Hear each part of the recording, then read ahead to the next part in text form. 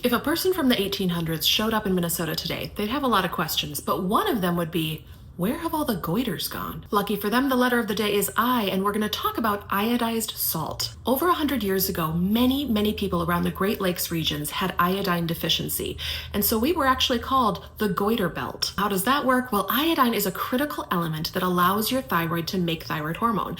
In fact, if you see thyroid hormones written as T3 or T4, the 3 and the 4 refer to the number of iodine atoms that are in the thyroid hormone. So if you don't have any iodine in your diet, your poor thyroid still really wants to do its job.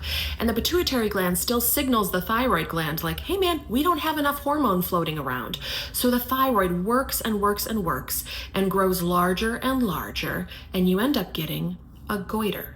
In the early 1900s, the prevalence of goiters in the Great Lakes regions was estimated at 30 to 70%. But goiters aren't just a cosmetic issue. If somebody has low thyroid hormone when they're developing, when they're a young child, it impacts their cognitive development because thyroid hormone is critical for brain development.